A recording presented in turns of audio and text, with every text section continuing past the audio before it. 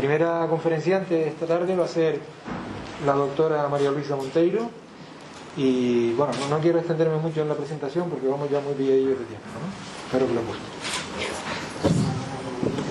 Gracias. Buenas tardes.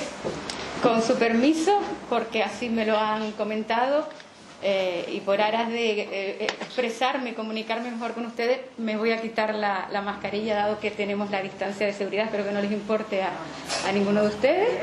Y así, pues a la hora de vocalizar se va a notar. Yo de todas maneras casi lo traía todo en el PowerPoint, para si había algo que no pudiera yo expresar bien, pues lo pudieran ustedes ir leyendo. Así que el guión está ahí, lo pueden seguir igualmente.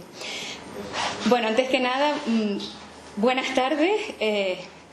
Sobre todo quiero dar hoy las gracias por la invitación a la Casa Museo León Castillo, a la que vuelvo después de tantos años sin pisar este lugar, que es casi una segunda casa, porque hemos asistido a los cursos desde los principios de estos cursos como oyente, después como ponente, después mi compañera Candelaria González y yo estuvimos dirigiéndolos un paréntesis muy largo de tiempo, y ahora vuelvo como ponente, así que esto es como volver a casa, y sobre todo mostrar mi satisfacción porque sigan apostando por la celebración de estos cursos después de tantos años y en unos tiempos tan complicados, y doblemente les agradezco que estén aquí en un sitio que evidentemente muestra que esto es cultura segura, como decimos, ¿no?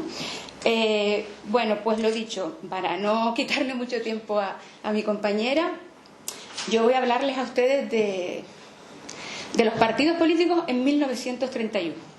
Va a ser como una foto fija de cuál era el sistema de partidos que había tanto antes de proclamarse la Segunda República, el 14 de abril de 1931, como después de su proclamación. Claro, para esto nosotros tenemos que retrotraernos con anterioridad a lo que fueron los últimos años del reinado de Alfonso XIII. Alfonso XIII reina entre 1902 y 1931. Él fue coronado a principios del siglo XX y salía al exilio el 14 de abril de 1931, que se proclamaba la Segunda República Española. Hay un paréntesis de tiempo en estos años de reinado, que es la dictadura militar de Miguel Primo de Rivera. Él se pronuncia en septiembre de 1923 y se inicia una dictadura que es bendecida por el propio rey, uniendo de esta manera su destino al destino del dictador. Tienen ustedes una imagen, bueno, a la izquierda ya ven que es Alfonso XIII, y después en la siguiente pues tienen precisamente al rey y a Miguel Primo de Rivera. Primo de Rivera, cuando se hace con el poder, llega con un mensaje claro: la regeneración de la vida política española. Él, cuando habla de regeneración, está denunciando lo que había sido el continuo fraude electoral que había hecho posible el turno de partidos entre el Partido Liberal que había fundado Sagasta y el Partido Conservador de Cánovas del Castillo, a través de las redes caciquiles de poder local. Ciertamente, hasta 1923, si algo había demostrado este liberalismo oligárquico, era la incapacidad de reformarse a sí mismo, de reformarse desde dentro y de dar al país las reformas políticas, económicas y sociales necesarias. El país vivía un atraso estructural desde principios del siglo XX y se hizo especialmente manifiesto en 1917. Es cierto que al llegar a 1930 la dictadura no había resuelto casi ninguno de los grandes males que asolaban al país, por lo que Primo de Rivera presenta su dimisión al rey en enero de 1930. Se inicia así un periodo de tiempo que se conoce como dicta blanda, porque se van a suceder otros dos jefes de gobierno militares. El primero es el también general Dámaso Berenguer. Berenguer va a proponer un plan de retorno a la normalidad constitucional, pero normalidad constitucional entendida como antes de 1923, como si no hubiese pasado nada en esos 6 años. y para ello plantea un proceso electoral que comenzaría con la celebración de unas elecciones generales previstas para el 1 de marzo de 1931. Estas elecciones fueron rechazadas por la mayor parte de sus adversarios, lo consideraban un auténtico anacronismo, y fue rechazada por la mayor parte de las fuerzas políticas. El propio Ortega y Gasset, en ese célebre artículo que publicaba en el diario El Sol, hablaba del error Berenguer, consistente en tratar de hacer como si aquí no hubiera nada radicalmente nuevo. Lo cierto que este rechazo frontal a la celebración de unas elecciones hace que Berenguer presente su dimisión al rey, y este nombra un nuevo jefe de gobierno, en este caso el almirante Juan Bautista Aznar, y él lo que va a hacer es también proponer un plan de retorno a la normalidad constitucional, pero empezando por unas elecciones municipales, yendo de menos a más. Primero unas elecciones municipales, después unas elecciones provinciales, y ya en última instancia unas elecciones a Cortes que nunca se celebraron, como vamos a ver ahora, ¿no? Las elecciones municipales se convocan para el 12 de abril de 1931. En principio no tenía que tener ningún tipo de consecuencias porque lo que se pretendía era renovar todos los ayuntamientos, y se convocan después de 7 años sin que se hubiese llevado a cabo ningún tipo de elecciones. Por lo que la situación de partida de las fuerzas políticas era cuanto menos nueva y expectante, ¿no? Hay que tener en cuenta que esos viejos partidos que comentábamos, el liberal y el conservador, ahí tienen ustedes a los fundadores, a la derecha tienen a Sagasta y a la izquierda Cánovas del Castillo.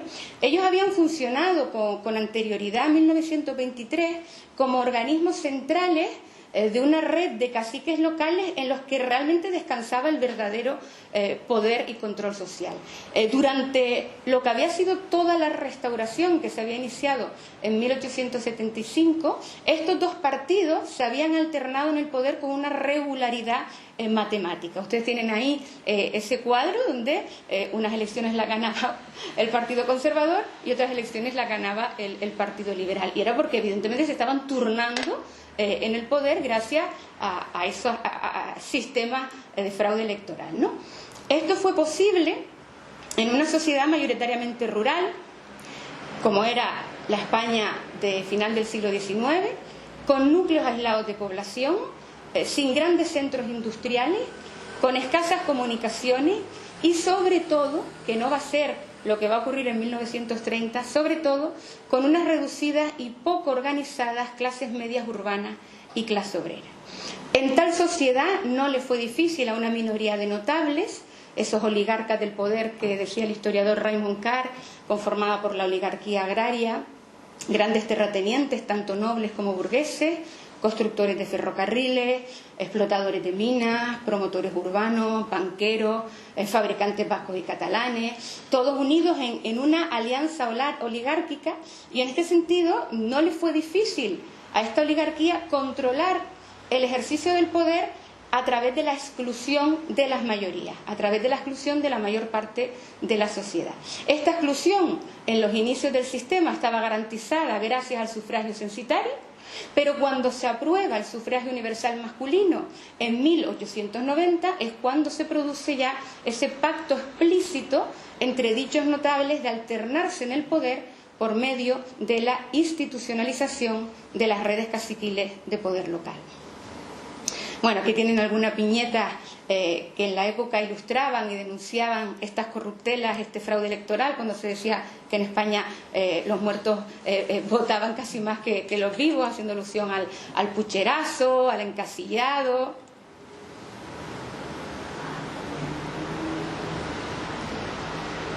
Perdón.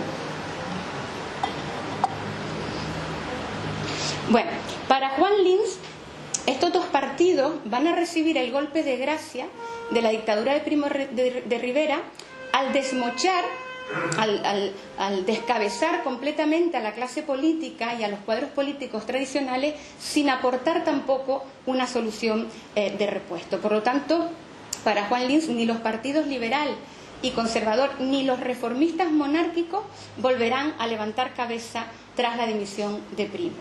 A la vez que liquida el sistema de partidos de la monarquía, la dictadura también dejó algo mermada las redes caciquiles en las que se sustentaban y que habían estado en desuso durante casi 6 años y que habían sido esa estructura básica del poder durante los anteriores 50 años. Sin embargo, aquellos partidos que habían estado durante la dictadura y previamente a la dictadura situados en los márgenes exteriores del sistema de la Restauración, como eran los republicanos, como eran los socialistas o como eran los nacionalistas, son estos partidos los que a la caída de la dictadura y al amparo del rápido y masivo proceso de politización que se produce en 1930, pues van a ser los mejor situados para configurar lo que va a ser el futuro sistema de partidos. Es decir, los que van a ser los protagonistas del sistema de partidos en 1931 van a ser aquellos que habían sido marginados durante la monarquía y durante la dictadura de Primo de Rivera. Y es que es en estos partidos donde va a confluir toda la marea de republicanismo que se va a identificar con la verdadera regeneración del país. Es en este momento cuando se identifican dos palabras, república y regeneración. Y es que los viejos partidos dinásticos demostraron sistemáticamente su incapacidad para organizar un movimiento de masas.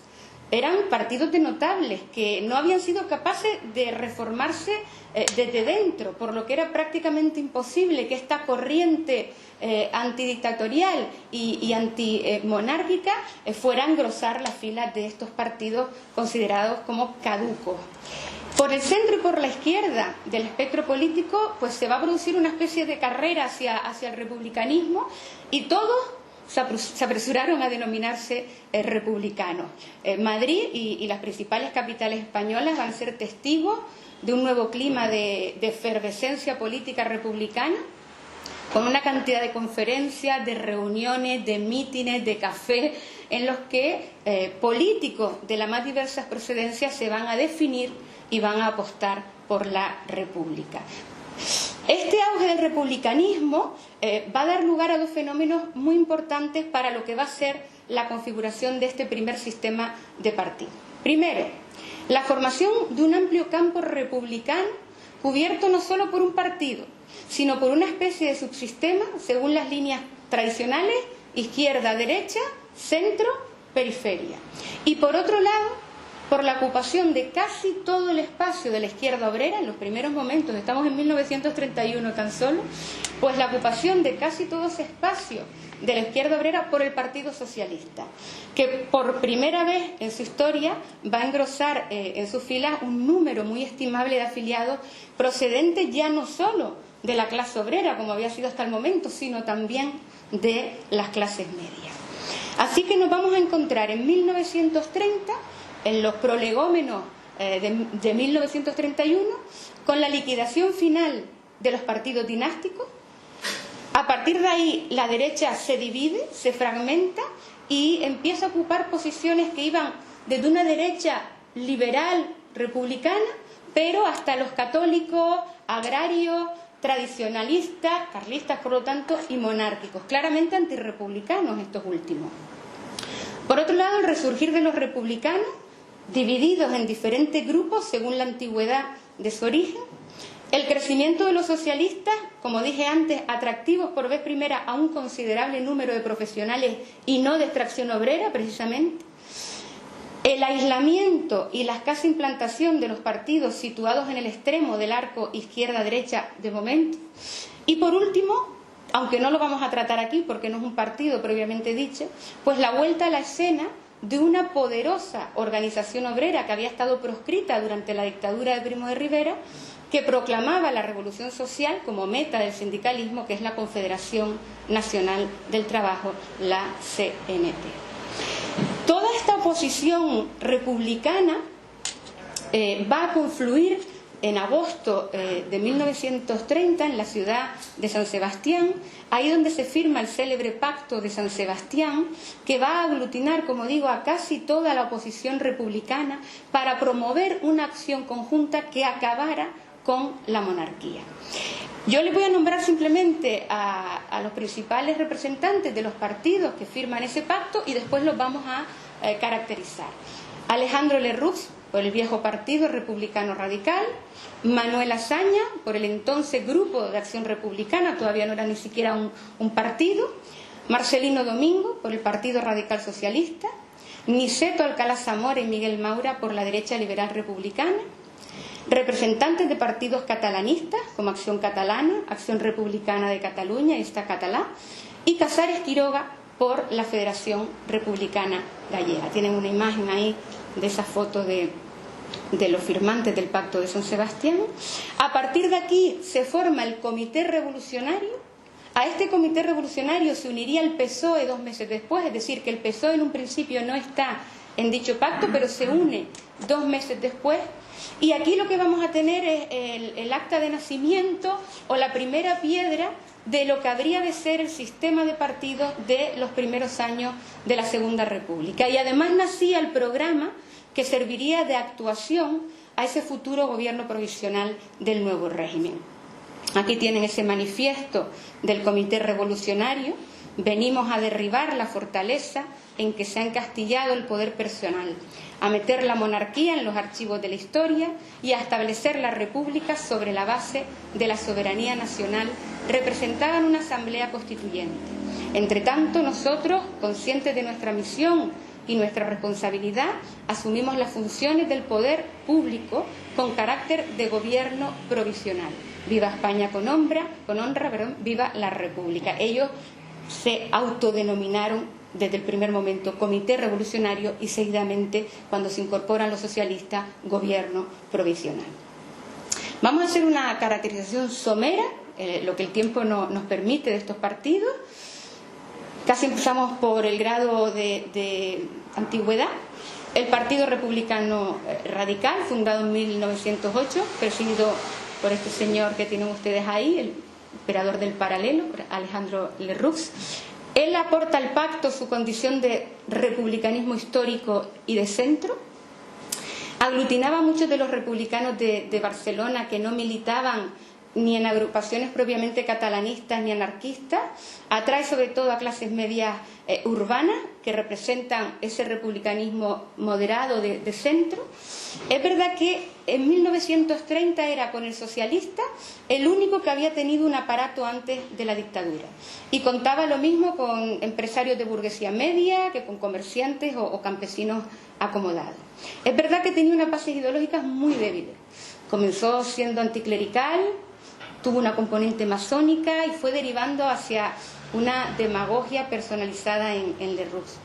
Y llegaba a 1930 pues habiéndole pasado factura el paso del tiempo, muy deteriorado, medio desorganizado, con un mensaje político que rayaba el populismo, muy confuso y sufriendo además muchas divisiones y disensiones internas. Él va a rechazar desde el principio de plano cualquier colaboración con los socialistas, lo que le va a dejar fuera del gobierno de Manuel Azaña, que forma en diciembre de 1931, y él va a pasar en los primeros años de la República a la oposición, a pesar de haber firmado ese pacto de San Sebastián, con la consigna de ampliar la base de la República por la derecha y llevar a cabo una tarea de ataque constante a la presencia de los socialistas en el poder. Es verdad que sí votó los artículos fundamentales de la futura Constitución que se había aprobado en el Pacto de San Sebastián, como la reforma agraria o el Estatuto de Autonomía de Cataluña, pero al mismo tiempo que buscaba una alianza con la derecha conservadora. Acción Republicana nace en 1926 como Alianza Republicana, como casi un grupo de opinión. La funda Manuel Azaña, que lo tienen ustedes en la imagen. Se adhirieron importantes intelectuales como Leopoldo Alas, Vicente Blasco, Luis Jiménez de Azúa, Antonio Machado, Gregorio Marañón, Miguel de Unamuno. Ya en 1930 aparece como Grupo de Acción Republicana, es una formación emergente que se constituye ya como partido en una Asamblea Nacional que celebra en 1931. Y se suman numerosos catedráticos de prestigio, profesores de enseñanza superior y media, intelectuales madrileños, gente vinculada por lo general a trabajos intelectuales. Él defendía una república parlamentaria, democrática y de izquierda, y va a ser una de las figuras claves de la Segunda República. Él apostó con la oposición de Lerroux, con el PSOE, con la alianza con el PSOE desde un primer momento, y estaba además firmemente comprometido con las reformas sociales, con la autonomía, y estuvo al frente Manuel Azaña del gobierno los 2 primeros años de la República, desde donde acometió algunas de las reformas más polémicas, de mayor calado, como fue la del ejército, porque además de jefe de gobierno fue ministro de la guerra, como la reforma agraria, la religiosa, la educativa, entre otras, que tantos quebraderos de cabeza, como él reconocería en sus memorias, le trajo. El Partido Republicano Radical Socialista era un conglomerado de izquierdas con rasgos de anticlericalismo, formado en 1929 en torno a 2 figuras, Marcelino Domingo y Álvaro de Albornoz. A Marcelino Domingo lo tienen ahí en un mitin precisamente con Manuel Azaña. Recoge aspiraciones muy análogas a la de Acción Republicana, apuesta por un socialismo con reformas sociales, y estaba muy vinculado a lo que era la institución libre de enseñanza. De hecho, Marcelino Domingo es el primer ministro de la República, el primer ministro de Instrucción Pública que acomete la compleja reforma educativa que, entre otras cuestiones, apartaba de la educación a las órdenes religiosas. La derecha liberal republicana estaba fundada a finales de la monarquía por 2 personalidades que procedían de la misma, como Aniceto Alcalá de Zamora a la izquierda, que sería el primer presidente de la República, y Miguel Maura. Es un partido conservador que aboga por una república de orden, representa un sector de la burguesía, sobre todo agraria, pero es verdad que se adhiere sin reservas a la República. Es verdad que después hay diferencias entre uno y otro que acaba provocando la escisión, y se forma el Partido Progresista de Alcalá Zamora y el Partido Republicano Conservador de Miguel Maura. De los partidos catalanistas habían varios, todos evidentemente aspiraban a la autonomía, era en este sentido partido de corte izquierdista. Esta Catalán de Francesc Macià acabó confluyendo en Esquerra Republicana de Cataluña, que se formaba en marzo del 31. La Esquerra era una agrupación que logró aglutinar a todas las izquierdas catalanistas de manera antagónica, enfrentándose a lo que había sido el conservadurismo de la Lliga de Cambó. Macià va a ser el principal promotor del Estatuto de Autonomía, que se aprueba en 1932, y el primer presidente de la Generalitat de Cataluña, y es sustituido tras su repentina muerte por Lluís Companys, que lo tienen ustedes también ahí en la imagen. Y lo que fue Acción Catalana y Acción Republicana de Cataluña acabaron también siendo engullidas en las urnas por la fuerza de la Esquerra Republicana, que se va a convertir en un partido hegemónico en Cataluña durante 1931 y lo que va a ser el desarrollo de la República. La Federación Republicana Gallega, después ORGA, Organización Republicana Gallega, liderada por Santiago Casares Quiroga, representa el sentimiento galleguista menos acuciado que el de Cataluña, y él acaba formando parte de la izquierda republicana que formó Manuel Azaña en 1936.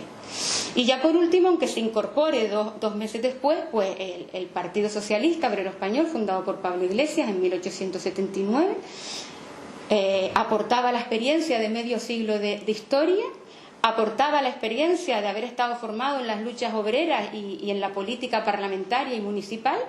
Además, tenía un apoyo fundamental en la masa obrera de la UGT.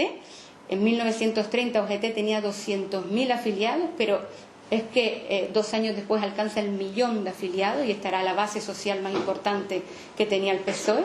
Y además llega a 1931 conservando casi intacto su aparato y sus cuadros, entre otras cosas por esa política de no agresión con Primo de Rivera. Por lo tanto, en 1931 era el partido mejor organizado y con más base social del momento, con sus casas del pueblo repartidas por casi toda la geografía española. Ahí tienen pues 3 de los principales líderes del PSOE durante la República, por orden: Julián Besteiro, Francisco Largo Caballero, conocido como el Lenin español, e Indalecio Prieto.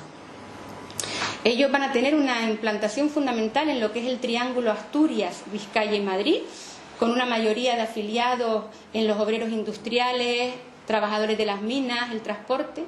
Es un partido casi hegemónico en la mayor parte de las provincias andaluzas, especialmente en las zonas agrarias latifundistas del norte de Andalucía, Extremadura y La Mancha, así como en buena parte del país valenciano, tanto en la agricultura como en los servicios y el sector textil, y logró entenderse, a pesar de la fuerte oposición interna, logró entenderse con los partidos republicanos burgueses, especialmente con Manuel Azaña, como veíamos antes. En definitiva, se trataba de la única fuerza que llegaba a la República con una auténtica estructura de partido político de masas, ideología, cuadro y organización. Retomando un poco cómo lo habíamos dejado en ese plan del almirante Juan Bautista Aznar de retornar a la normalidad constitucional a través de un triple proceso electoral que comenzaría con la convocatoria de unas elecciones municipales para el 12 de abril de 1931, se pone en marcha la maquinaria electoral y esto lleva a que casi todas las fuerzas opten por concentrar y por aunar en este sentido fuerzas, por sumar, y esto hace que se presenten dos candidaturas. La candidatura monárquica, que abarca lo que sería todo el espectro de lo que quedaba de esas maltrechas formaciones dinásticas de un lado, y la conjunción republicana socialista de otro, que eran esos partidos firmantes del Pacto de San Sebastián, republicanos, catalanistas y socialistas. Los resultados dejaron ver que, a pesar de haber ganado la candidatura monárquica a las elecciones, con una mayoría de concejales monárquicos en todo el país, tampoco era mucha la diferencia, 41.224 frente a lo que era la conjunción republicano-socialista, 39.248. Lo cierto es que estos resultados dejaron ver que de 50 grandes ciudades, solo 9 habían ganado los monárquicos. Algo había pasado. Y lo que pasó era que se había demostrado que en 1931 era imposible reproducir en las grandes ciudades los mecanismos de control caciquil. Y las mayorías en 1931 ya no era como a finales del siglo XIX. Las mayorías ahora se expresaban en las ciudades, se expresaban en las urbes, siendo cada vez más los españoles que quedaban fuera de las posibilidades de control de un cacique. Y esto va a ocurrir porque en el primer tercio del siglo XX lo que tuvimos en España es que se fue reduciendo muy poco a poco, pero de forma importante en estos resultados electorales, se fue reduciendo la población activa agraria como consecuencia del éxodo rural. En el primer tercio del siglo XX las ciudades recibieron un impulso muy importante gracias al desarrollo industrial, un desarrollo industrial limitado y débil, pero suficiente para atraer esa mano de obra que el sector primario no podía absorber. Y además de la industria, esta población sobrante del campo pasaba a engrosar esos empleos relacionados con la construcción, los servicios, empleos no cualificados, y va a ser precisamente en estas ciudades donde va a aparecer y desarrollarse esas nuevas categorías de trabajadores, cierta clase media profesional y un creciente y cada vez más importante proletariado que comienza a encuadrarse en partidos, en sindicatos y a tomar conciencia de clase. Es verdad, como dice Santos Juliá, que en 1931 los caciques seguían ahí, manipulando el voto rural, pero el caciquismo ya era insuficiente para sostener al Estado, porque las mayorías se expresaban en las ciudades, donde la afiliación política y sindical a fuerzas republicana y socialista había crecido enormemente, volcándose en la causa republicana en las elecciones municipales del 12 de abril. Además, el sistema electoral sobrerepresentaba el voto rural en detrimento del urbano, por lo que hacía falta mucho más votos para que un candidato por una ciudad fuera elegido que por un municipio rural. Y esto es algo que se sabía. Por lo tanto, detrás de cada voto de un concejal de la Conjunción Republicana Socialista en Madrid o en Barcelona había muchos más votos que el de un concejal de un municipio rural en cualquier región de España, ¿no? Por eso, una vez empezaron a conocerse los resultados electorales, la presión popular se hizo insostenible en las principales ciudades. Fue en Éibar, ayer veía la noticia en varios medios, cómo fue en Éibar, donde concejales electos salían a los balcones e izaban por primera vez la bandera tricolor, por error, decían ayer. Después siguió Barcelona, tienen ahí la imagen en la plaza de Sant Jaume, donde también concejales electos izaban la bandera tricolor en los balcones de su ayuntamiento, y en Madrid el pueblo pues salió a la calle a festejar el triunfo. Así, en la tarde del 14 de abril se celebraba el último Consejo de Ministros de la monarquía y Alfonso XIII decidía partir al exilio con la oposición de algunos de sus ministros. Decía Santos Juliá al respecto que su fin como forma política del Estado español fue el resultado de una crisis interna de ese Estado, más que de la fuerza de una oposición organizada y con bases sociales para lograr el poder. Quédense con esta frase, porque esto va a ser de alguna manera el hilo conductor que nos explicará muchas cosas a las que después haremos alusión durante las conclusiones. En la noche del 14 de abril se constituye el primer gobierno provisional integrado por los representantes de los partidos que habían firmado el Pacto de San Sebastián, republicanos, el Partido Socialista y los catalanes más moderados. Tienen esa imagen de ese primer gobierno provisional. Insistir que en este gobierno provisional es el Partido Socialista y en cierto modo el radical los únicos con implantación, los únicos con cuadros políticos con experiencia, y los restantes de momento no estaban estructurados como tal. Es decir, no existía un sistema de partidos. Hubo que formarse sobre la marcha, y además hubo que formarse sobre la marcha porque había un objetivo, y es que se iban a convocar elecciones a Cortes Constituyentes.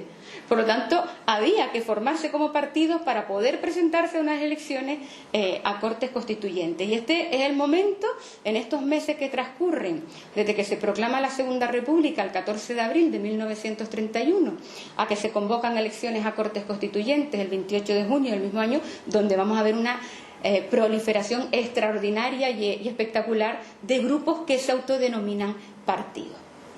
Manuel Ramírez, en un artículo sobre el sistema de partidos al instaurarse la República, va a señalar tres características que me parecen muy importantes de este momento histórico.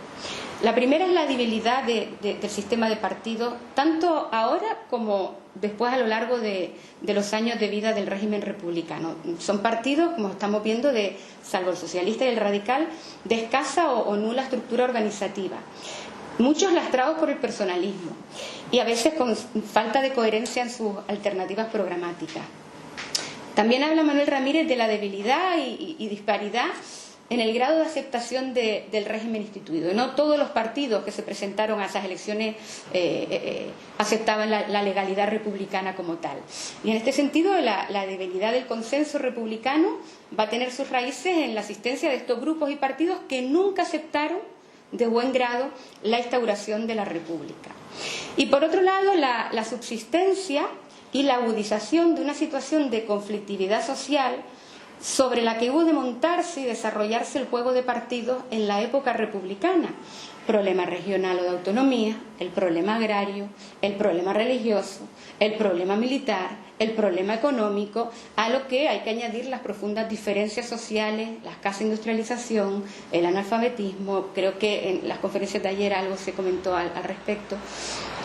Existía en definitiva una problemática estructural que arrastraba a España cuando se proclama la República, debido al arcaísmo sociopolítico y económico que asolaba el país desde hacía siglo y medio. Todo esto agravado por la pérdida de las últimas colonias en 1898 o el inmenso retraso en casi todos los aspectos de la modernización. Si me lo permiten, yo creo que hay un extracto de un artículo de Manuel Tuñón de Lara. La verdad que si lo llego a saber se los hubiera repartido a todos, no se me ocurrió, disculpen, se los leo. Él ilustra con un fragmento pues prácticamente lo que era esta realidad que se va a encontrar la República en 1931 en este artículo que les pongo aquí. De todas formas, yo después se lo voy a dejar aquí a Ismael, y si puede ser a lo mejor, bueno, no, porque mañana es en la Fundación Juan Negrín. Bueno, dice que la República, que fue acogida a su proclamación por un vasto consenso de opinión, se encontró con un repertorio de grandes problemas que eran el resultado de las contradicciones y arcaísmos de la sociedad española, prolongados y agudizados a través de una larga cadena de crisis. Sin otro ánimo que el de una simple enunciación no exhaustiva, recordemos aquellos problemas: arcaísmo agrario con exceso demográfico en el campo, desequilibrios de propiedad, atraso técnico y descapitalización, una agricultura cerealista protegida en las mesetas y otra modernizada en la periferia, débil mercado interno debido al bajo poder de compra, industrias de cabecera con fuerte control de la banca, protegidas por elevadas barreras arancelarias. Durante un siglo habían cristalizado en la cumbre de esa sociedad las grandes familias de la alta burguesía agraria, financiera y de negocios, a las que se unieron desde finales del siglo XIX las poseedores de las grandes industrias de cabecera. La mayor parte de ellas ennoblecida y con unas pautas de comportamiento referentes a la escala de valores del antiguo régimen de la nobleza. La prolongada crisis de Estado y la propia vetustez del mismo habían acarreado otros problemas de orden estructural. Sobresalían entre ellos el del ejército y su proclividad a ultrapasar sus funciones específicas. El protagonismo de la Iglesia, habituada a penetrar en las funciones propias de la vida secular y a identificar religión y orden social. El pertinaz continuismo de los aparatos administrativos y del reclutamiento de sus miembros en un tejido social impregnado por sobredeterminación, ideologías del antiguo régimen. En fin, las prácticas centralistas del poder durante 2 siglos habían entrado en tensa contradicción con el evidente desarrollo de nacionalidades históricas como Cataluña y el País Vasco. Los rasgos generales de esa sociedad, condicionada en buena parte por los frenos del inmovilismo, explican el notorio atraso educativo de sus grandes mayorías en contraste con el progreso y brillantez de unas minorías intelectuales cuya obra ya en el siglo XIX había puesto en evidencia la crisis ideológica del bloque de poder sociopolítico. Creo que si alguien resume lo que la joven república tenía que afrontar en unos párrafos es Manuel Tuñón de Lara, ¿no? Bueno, pues recuperando un poco el hilo de lo que estamos comentando, disculpen.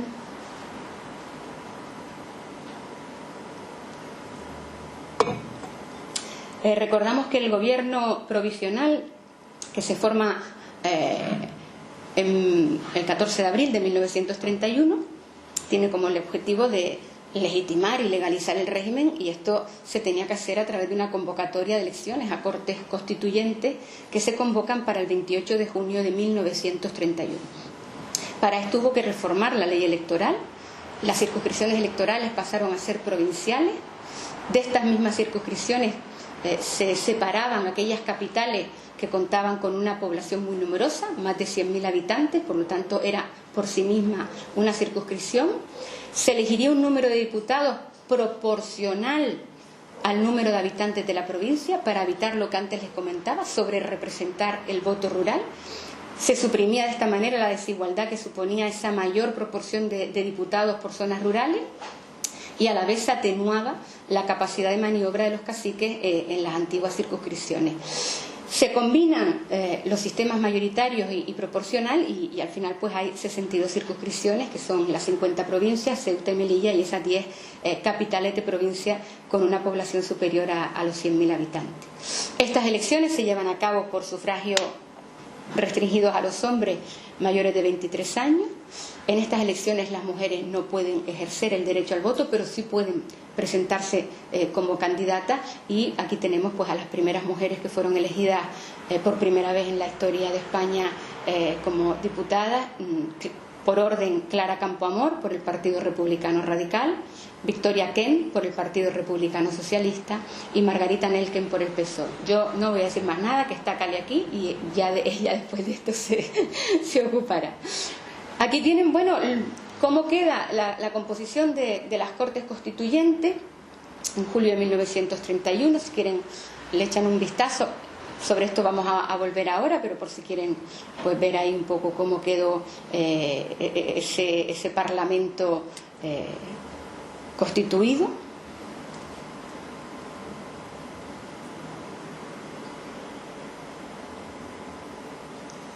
Y ahora yo voy a comentarlo. No voy a volver a hablar de los partidos que ya les he comentado, pero sí de algunos que surgen precisamente para poder presentarse a dichas elecciones. Evidentemente se trata de un Parlamento con una aplastante mayoría republicana y socialista, y con una minoritaria representación de la derecha no republicana en cualquiera de sus variantes, católica, agraria, monárquica o nacionalista. El voto y los diputados republicanos se dividen entre partidos y grupos de este signo en razón casi de su antigüedad.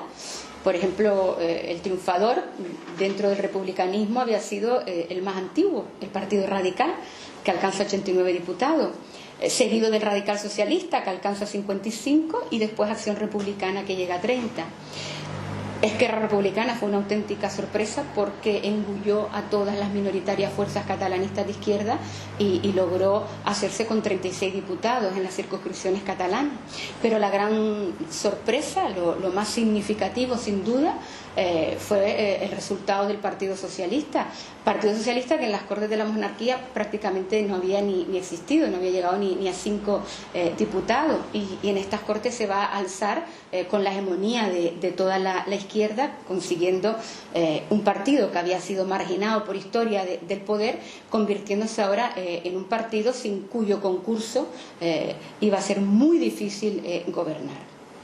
Es una mayoría, por lo tanto, de partidos de izquierda, tanto de izquierda republicana burguesa como de izquierda obrerista, que se adhieren a la República sin fisuras como forma de Estado. Es una mayoría con profundas aspiraciones de reforma social, la reforma agraria, las reformas laborales, que rechazan las viejas instituciones que habían legitimado a la monarquía, rechazan la confesionalidad del Estado, rechazan la intervención del ejército en la vida pública española y rechazan el predominio de las órdenes religiosas en la educación. Y es una mayoría que acepta también, tal y como se recogía en el Pacto de San Sebastián, el reconocimiento de los sentimientos regionalistas a través de la aprobación de los estatutos de autonomía. Por otro lado, hay un pequeño grupo de partidos republicanos de centro-derecha, de corte reformista, moderados, pero que también reconocen sin ambaje la República como forma de Estado. Y después hay una serie de grupos y de partidos de derecha con una clara inferioridad numérica con respecto al resto de esta fuerza. Y es que hay que tener en cuenta que lo que habían sido las fuerzas dinásticas, las fuerzas monárquicas que habían controlado el poder político y económico durante la monarquía, se vieron momentáneamente sorprendidas, sin una organización política sólida para presentarse en tan poco tiempo a unas elecciones a Cortes Constituyentes, y sobre todo estando acostumbradas, como estaban, al control y al manejo de los mecanismos tradicionales de poder basados en el control caciquil. Y a pesar de ello se presentan algunas a las elecciones. A pesar de esa desorganización, a pesar de esa desorientación, ciertos sectores de las mismas optan por arriesgarse y por presentarse a las elecciones y aceptar el juego democrático. Estas fuerzas adoptan lo que se llamó la táctica legalista, en el sentido que sus intereses podían defenderse mejor dentro de la ley, independientemente de la forma de Estado. En este sentido hubo un debate muy intenso entre las fuerzas monárquicas tras el 14 de abril, sobre todo en torno a qué hacer ahora, qué actitud tomar, cómo sustituimos ese instrumento de dominación que acabamos de perder, que es la monarquía, y mantenemos a la vez nuestros intereses, y mantenemos a la vez nuestras estructuras de dominio. Se ha proclamado la República. ¿Qué hacemos ahora? ¿Qué posturas ideológicas asumimos? ¿Cómo nos definimos para actuar en la vida pública? ¿Y cómo definimos nuestras posturas de cara a la República? En este sentido, la tesis defendida por una buena parte de estas fuerzas monárquicas se basaba precisamente en que la nación estaba por encima de las formas de gobierno, y en este sentido optaron, según José Ramón Montero, por la inhibición. ¿Qué era la inhibición? Pues evitar hacer alusión a cualquier forma de gobierno, ser antirrepublicano, porque eran antirrepublicanos, pero alejándose de denominarse monárquicos en la lucha política, y sobre todo optaron por abandonar de momento toda pretensión de instaurar de nuevo la monarquía por la vía de la violencia, ya que por el momento, estamos en 1931, por el momento las Cortes eran el camino más corto, por lo que lo más hábil era ir sin reservas a las mismas dentro de la legalidad vigente.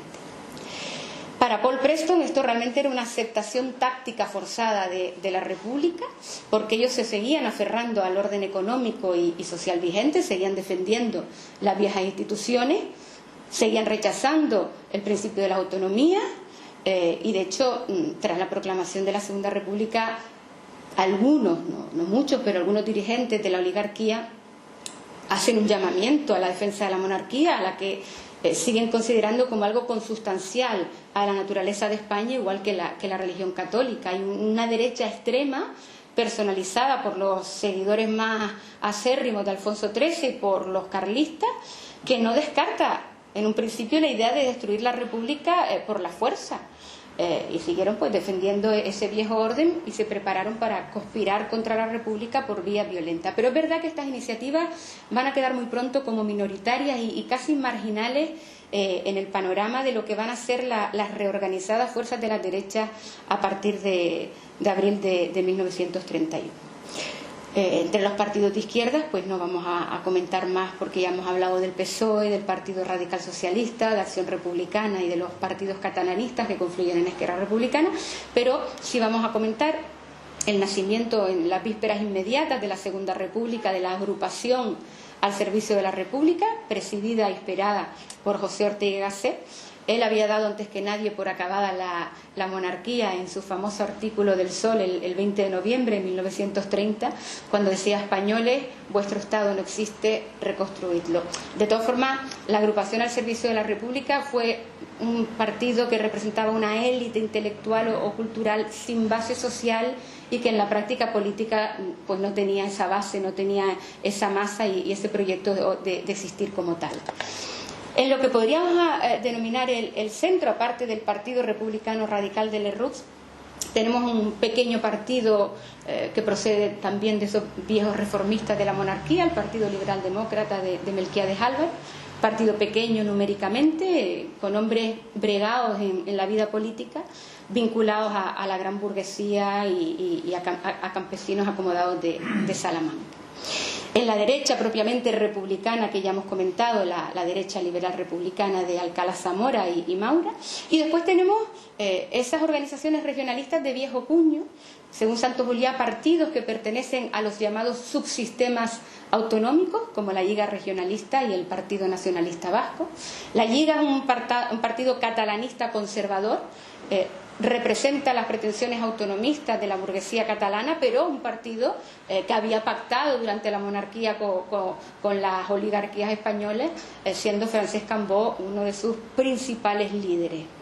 El PNV pues tiene unos orígenes derechistas y confesionales, que colabora de hecho con los carlistas en los meses iniciales de la República. Es verdad que es la única fuerza del País Vasco que tiene un peso determinante en el Parlamento, este nuevo Parlamento, en el sistema general de partidos políticos, aunque se abstuvo de cualquier colaboración con los republicanos socialistas. Está dotado de una fuerte organización juvenil, de mujeres, montañeros, tenía un vasto entorno de lo que hoy podríamos llamar, y por eso lo pongo entre comillas, movimientos sociales que reflejaban lo que era para algunos historiadores más una comunidad que un partido, ¿no? Y bueno, en un principio se sitúa como a extramuros del régimen, porque se alía con los carlistas, pero posteriormente se va acercando y de hecho apoya la elección de Alcalá Zamora como presidente de la República, y sobre todo porque va a participar en la preparación de un nuevo estatuto de autonomía al amparo de la Constitución de 1931.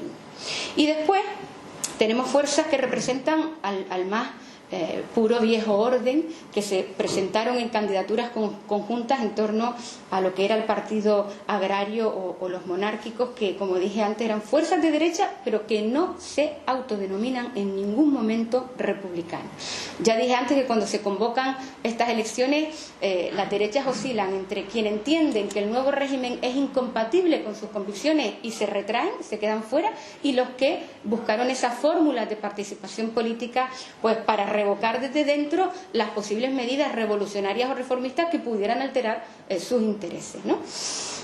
Pues, como decía, esa mayoría de monárquicos opta por retraerse y otros pues perfilan sus candidaturas con las etiquetas de agrarios en torno al partido agrario fundado por José Martínez de Velázquez, que representa los intereses agrarios con bases principales en ambas Castillas.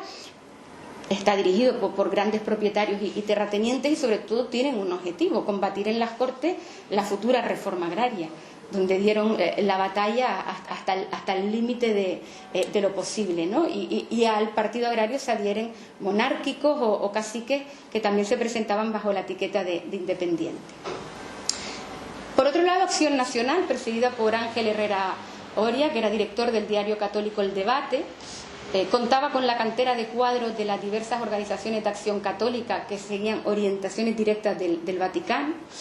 La Acción Nacional tiene su origen en una reunión de dirigentes de la Acción Católica Nacional de Propagandística, convocada por Ángel Herrera. El objetivo principal, la propaganda y acción política bajo el lema de religión, familia, orden, trabajo y propiedad. En este sentido, la idea fundamental con la que nace y se presenta las elecciones es la defensa de la Iglesia y el orden social sin hacer conflicto del sistema político. No se plantean la cuestión república ni la cuestión monarquía. Se plantea defender la Iglesia y el orden social dentro del nuevo Parlamento. Por lo tanto, ese era el objetivo, asumir la defensa de las posiciones de la Iglesia Católica en el futuro Parlamento. Acción Nacional se reconvertiría durante el primer bienio republicano en Acción Popular, y la Acción Popular va a ser el germen de lo que va a ser el partido de derechas de masas más importante durante la República, que fue la Confederación Española de Derechas Autónomas, la SEDA de José María Gil Robles, que va a gobernar durante el segundo bienio republicano junto al Partido Republicano Radical de Lerroux. Y ya por ir acabando con esta descripción de cómo quedó el Parlamento, tenemos una extrema derecha a extramuros del régimen, pero que está presente en el Parlamento, que son los tradicionalistas carlistas, más exactamente se presentan como Comunión Tradicionalista, que es una mezcla de partido, comunidad y movimiento, que logra ser una fuerza de masas firmemente enraizada en Navarra y en el País Vasco, con una base ideológica basada en la monarquía tradicional, una religiosidad rayada y rayana en el fanatismo y una adhesión incondicional a las orientaciones del clero. Y ya acabo con un partido comunista aún muy minoritario, que había sido ilegal durante toda la dictadura de Primo de Rivera, agrupado fundamentalmente en Andalucía, Vizcaya y Asturias, que controla ciertos sindicatos andaluces y de Vizcaya. Tiene una publicación que en la época tuvo bastante implantación en estas zonas, como era Mundo Obrero, que seguía esa línea de clase contra clase y sobre todo de momento de violento rechazo al Partido Socialista por haber pactado con partidos burgueses ese primer gobierno provisional. Bueno, dicho lo cual, empieza por lo tanto este gobierno provisional presidido por Alcalá Zamora y Manuel Azaña, un gobierno de centro-izquierda que va a durar de julio a diciembre del 31, en que se aprueba la Constitución republicana. Es un sistema de partidos que, si hacemos caso a Giovanni Sartori, al politólogo, lo podríamos definir como de pluralista extremo, porque hay hasta 19 partidos o grupos representados en el Parlamento. Pero según Santos Juliá, siendo pluralista extremo, no reúne las características para ser definido como polarizado. Para Santos Juliá, los partidos antisistema en este momento, estamos hablando solo de 1931, no eran relevantes. El partido más fuerte de la izquierda pertenecía a la coalición gobernante, estaba en el gobierno, mientras que por la derecha, lo que eran las oposiciones de derecha eran débiles, fragmentadas, estaban divididas y apenas sumaba el 10% de los escaños.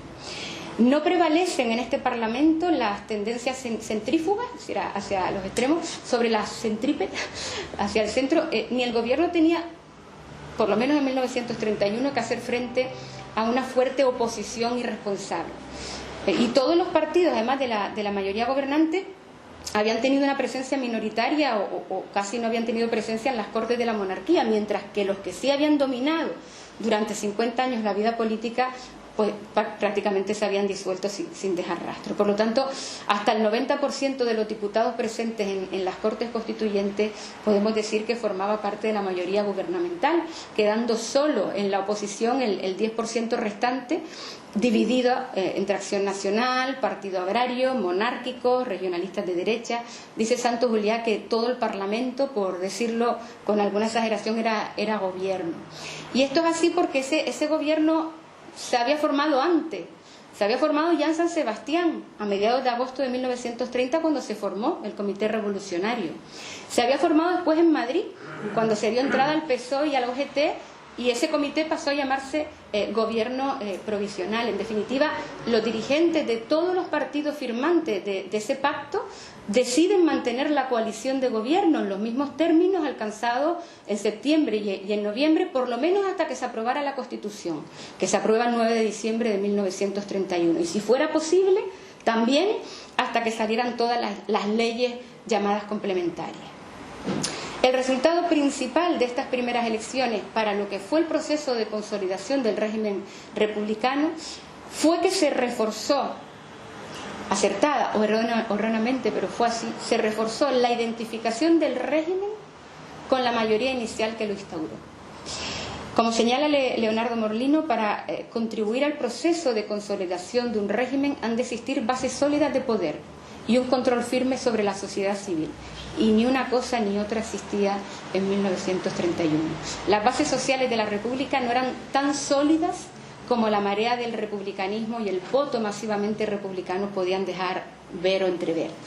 Por lo que respecta al control sobre la sociedad civil, era más que evidente que el Estado republicano, que estaba gobernado por una muy heterogénea coalición de partidos, como ustedes han ido viendo, en una coyuntura de crisis económica, con escasos recursos financieros y gobernados por partidos que no tenían arraigo en la sociedad, pues este control estaba bien lejos de poder establecerse. Al terminar la guerra, el propio Manuel Azaña observó que más que un voto totalmente republicano, el de 1931 fue un voto contra el rey y los dictadores, y añadía que la República había resultado de un voto no específicamente republicano, sino más bien antimonárquico. La República fue la consecuencia de una movilización popular, pero contra la monarquía. No fue el resultado de un consenso entre élites políticas y sociales. De ahí que sus enemigos, aunque desconcertados por esa pronta instauración, conservaran sólidas posiciones de poder, aunque su presencia en el Parlamento de 1931 fuera irrelevante, no la que tuvieron después en el 33, que fue más que considerable. El gobierno se sostenía, como hemos comentado, en una coalición muy heterogénea, desde la izquierda socialista con el PSOE a la derecha republicana. Es verdad que como coalición electoral funcionó, pero una cosa era la coalición electoral y después era gobernar con esa coalición tan heterogénea. Como ha dicho el propio Linz, esto era muy problemático para construir un gobierno eficaz y eficiente, dos exigencias particularmente necesarias en la fase de instauración de un nuevo régimen político. Para ir acabando, como conclusión o como conclusiones, el sistema de partidos de la República es un caso en formación, que a la hora de sucumbir bajo el golpe militar permanecía aún abierto, no se había cerrado ese sistema de partidos. El sistema de partidos del 31 no tendrá nada que ver con el del 33 y tampoco tendrá nada que ver con el del 36. Los partidos que constituyeron en su primera fase este sistema de partidos no existían como tales, salvo alguna excepción que ya hemos comentado, como era el PSOE o el Partido Republicano Radical. El resto disponía de una débil base organizativa y de una casi nula institucionalización. Los problemas que surgieron para la consolidación del régimen republicano no proceden, por lo menos en este primer año o en los primeros años, de una supuesta polarización, sino más bien de la identificación entre esa coalición triunfadora de 1931 con el nuevo régimen, lo que implicaba un tipo de legitimación del régimen que excluía al resto, excluía a los derrotados, y esto acaba por volverse en contra de los que habían ganado las elecciones, porque no tenían esa sólida base social de poder y fueron incapaces de ejercer ese control firme sobre la sociedad que les hubiera permitido llevar adelante ese ambicioso plan de reforma. Dice Santos Juliá que no es que fuera un sistema pluralista polarizado, es que no llegó a ser un sistema. En definitiva, la democracia de los años 30 tropezó con enormes obstáculos derivados de esa historia política a la que se refería Azaña en 1936. El recurso habitual a la insurrección y la violencia como caminos hacia el poder, la escasa impregnación de valores liberales y democráticos en la mayoría de la sociedad, una estructura social con profundas divisiones y luchas de clase, las reformas económicas y políticas que los primeros gobiernos republicanos quisieron llevar a cabo en un tiempo de crisis. Él todo esto lo resumía en una respuesta que daba a la oposición en las Cortes de 1936, cuando él era jefe de gobierno, y yo creo que si lo pueden leerlo ustedes un momento, pues van a entender pues prácticamente lo último que hemos comentado. ¿Lo leen o se los leo yo? ¿Se los leo yo? Ven, ningún problema. Nuestro pobre pueblo ha ido pasando del auténtico antiguo régimen, o sea, del absolutismo monárquico, al actual de una manera débil, vacilante, sin guía, sin propósito, sin energía. ¿Por qué? Por múltiples causas. o por falta de una clase media suficientemente liberal y vigorosa para llevar adelante la revolución liberal del siglo pasado, por la misma miseria económica de la inmensa mayoría de los españoles. Lo cierto y verdad es que España no ha pasado por los grados de fiebre política renovadora e innovadora que se han producido en otras partes, y nos encontramos en la vida española con problemas de orden social y político de complejidad extraña. España es un país muy curioso y digno de estudio, pero muy difícil de gobernar precisamente por esa situación extraña. En España no ha habido la revolución liberal del siglo XIX. Si la hubiera habido, ahora estos señores estarían luchando con una burguesía fuerte, potente, productora, que habría impulsado el progreso español por los caminos por donde lo han impulsado la gran burguesía en los países europeos. Aquí de eso apenas ha habido nada de nada. Y hemos pasado del régimen feudal, territorial, señorial de las grandes casas históricas españolas venidas a decadencia sin haber perdido el poder político y económico hasta que ha venido la República. Son extractos, a lo mejor por eso se pierde un poco la continuidad. Se me viene a la cabeza, y ya termino, una frase de un historiador como es Agustín Millares, refiriéndose a Canarias, que él decía que la república estaba en Canarias, pero Canarias distaba de ser republicana. Pues se me viene un poco esto a la cabeza, por lo menos para lo que era el sistema de partidos en 1931. Bueno, muchísimas gracias.